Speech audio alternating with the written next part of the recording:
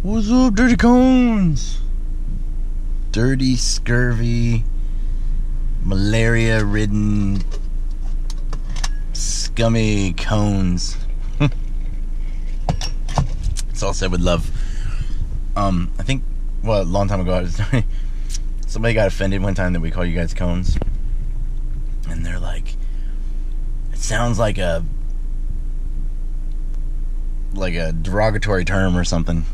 And just like Black Friday, Black Thursday, those are scary words you're not supposed to use. But when I say cones, I was a cone. Some people might say I'm still a cone because I'm a known cone sympathizer. But when I say the word cone, it's a term of endearment. Because I mean, shoot, I wish I was a cone and young and getting to go to training, and instead of being a old broke PJ used to be. But it's alright because I'm still a surfer, so I'm happy. I'm free. Let somebody else go fight for me. I think I did enough.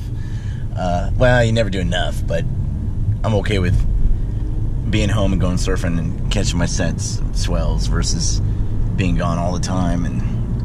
But I do miss the dudes and the traveling and foreign exotic waves and foreign exotic lands and seeing all that kind of stuff.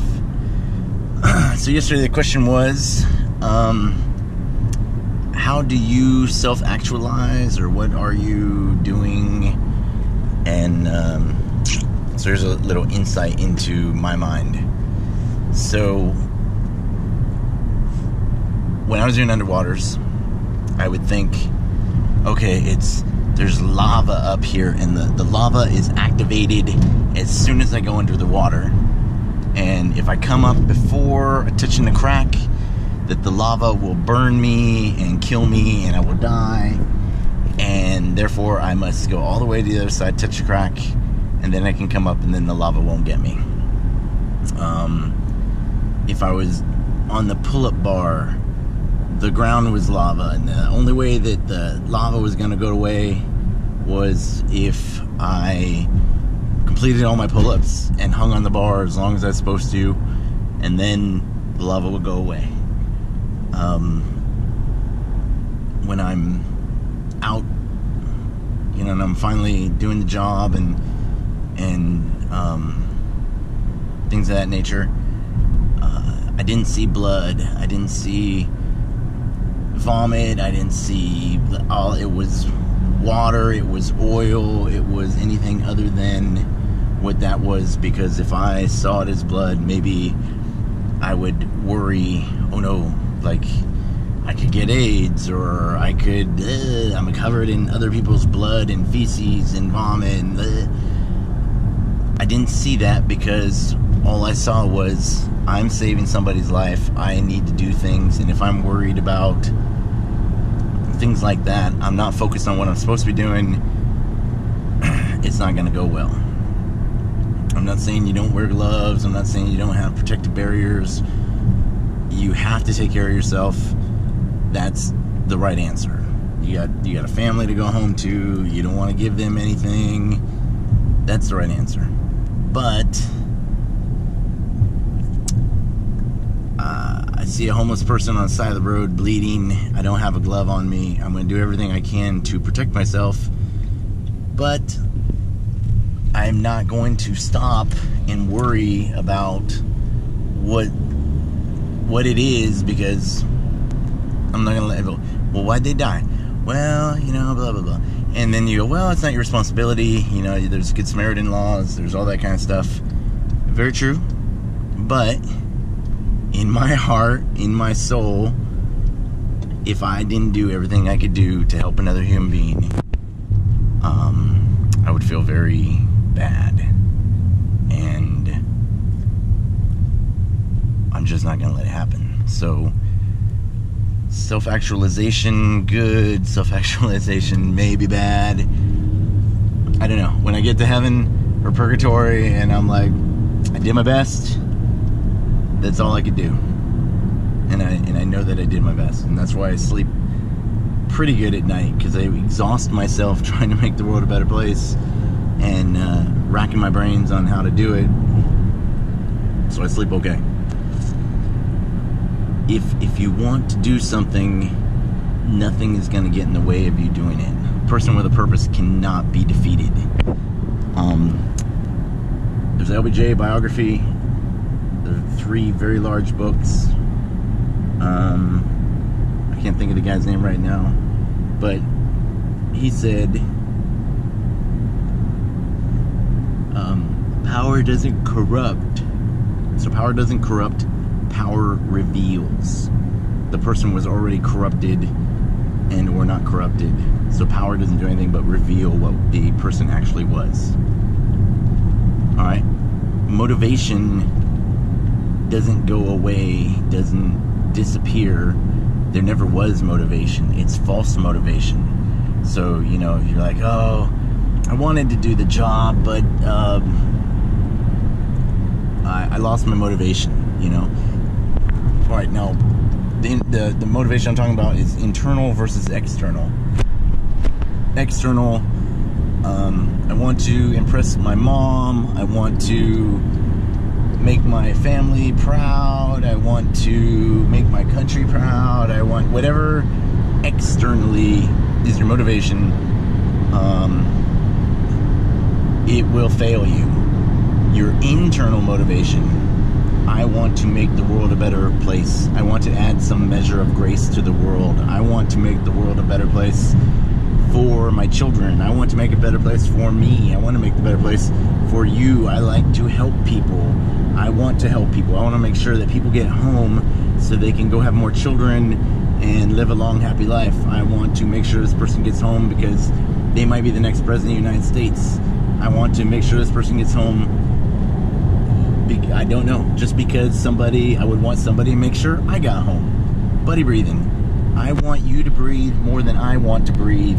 We're going to pass buddy breathing. Your goal in buddy breathing is you want me to breathe more than you want to breathe. We're going to pass buddy breathing. You and me against the world, 2 of us against the instructor, 2 against 1. 2 heads are better than 1. We're stronger, and unless it starts pack, then you're screwed, but he's retired, so don't worry about it. Not to say that other instructors now aren't capable, I'm just making a joke, but it's 2 cones against 1 instructor. If my willpower says I want you to breathe and your willpower says you want me to breathe, how are we going to fail? Right? A lot of the course is on your own, you know, especially evals, cals, that kind of stuff. But how we get to that eval, how we get to through training through the day, how we do all of that stuff, that's up to you. That's up to us. That's teamwork. In teamwork, 1 makes the dream work, but 2, teamwork is safety in numbers. You know, no man is an island. No man is alone. You need people. And some days you don't need people and you don't want to be around people. That's okay. Some events are other than. Some events are all me. What can I do? But your buddies are still there. You look over, they're suffering with you. If you can do it, I can do it. Instead of competing against each other, we're competing with each other. We're helping bring each other up. We're together.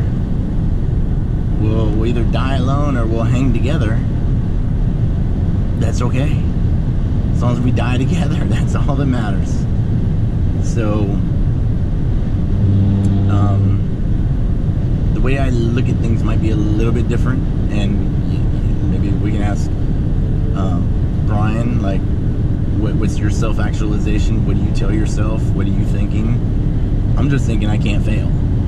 And if I gotta take a knee, then I take a knee. If I gotta, you know, walk a little bit slower, then I walk a little bit slower. But I am constantly moving, breathing, swimming, treading with my eye on the prize. And my eye on the prize is I want want to be a PJ. My eye on the prize is I want to help people. My eye on the prize is,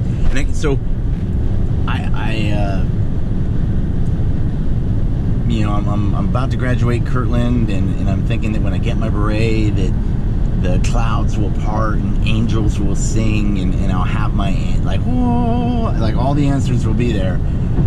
And I get my beret, and I'm just like, superpowers. Where, like, what? I didn't feel any different. It was just a cool hat that doesn't shield you from the sun and gets you in more trouble than it helps out, because it's not. I mean, it's a cool hat, but it's just a hat. And in your life, you're gonna wear many hats: cone, PJ, maybe instructor, evaluator, NCO, senior NCO, father, brother, friend, confidant, mentor, blah blah blah, right? Many hats. But it's just a hat. I didn't hear angels sing until the first time I got to help somebody and save a life, and then I felt it, and that's a good sign, because it means I wasn't there for just a hat. I was there to make sure the world's a better place, because there's a lot of people making sure that the world is not a better place. You got these people that go shoot up schools or restaurants, and why did he do it? What was their motivation? Blah blah blah blah. They're miserable, unhappy people, and they want to make sure that other people are miserable and unhappy with them, because misery loves company. But you know what? Goodness loves company too. And goodness is a much more stable, better platform for happiness than dragging people into your misery with you than anything. Like, I like listening to people. I'll listen to people all day. I don't usually dump on anybody. And but every once in a while, I'm like, I probably should talk to somebody. That's why I have a dog. See, I go, "Arr!" Cody says hi. He hasn't said hi in a while because I've forgot to ask him, because he's so quiet, just sitting there in the back. But misery loves company, but so does happiness. So be happy. Being happy is a full-time job, and life is a happy battle. You have to want to be happy and not let the forces of evil win. And it's a very rough battle, because they're much, much louder than we are. But that's alright, because you're a silent professional. You go through life, you do the right thing, you live by example, and you don't say, "Hey, look at me." You just do what you're supposed to do, and people go, "Hey, check out that dude. Doing the right thing, being a good person, making the world a better place." That's it. That's my self-actualization.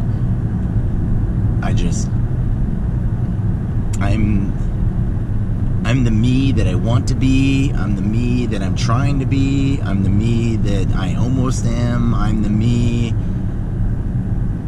I'm just me. And you need to be you.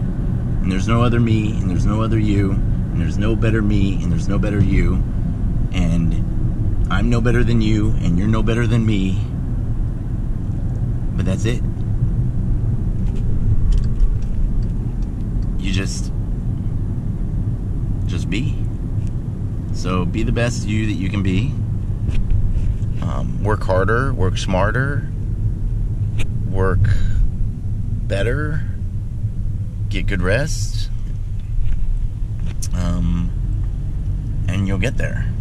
It's a long, strenuous road. There's a lot of obstacles in your path. People, you'll put them in there, or someone else will put them in your way. But they're just speed bumps. Because, like I said, a person with a purpose cannot be defeated. So if you don't allow yourself to be defeated, you will not be. It's that easy. So train hard, live hard, be happy, and the world will keep spinning, and hopefully you're on it. And if you gotta take a knee take a knee, and then get back up and hop back on where you can, and it all works out in the end. And it's all worth it in the end to be a PJ. I can't say if it's worth it for you or for whatever. It's up to you to make that choice. But it was worth it for me. Pain, misery, death, all that included. It's worth it. So make sure that you're worth the job. Make sure the job is worth you. And when you're done, you're done. So how many are we going to do? All of them. So thanks to Awesome Andy for always giving me that greatest of motivational thought process. You know, I know how to be hard, I just don't always know how to verbalize it very well. But somewhere out there is a person who speaks your language and can help you, and will make the world a better place. So be good, Dirty Cones, and I'll chat with you later. Booyah.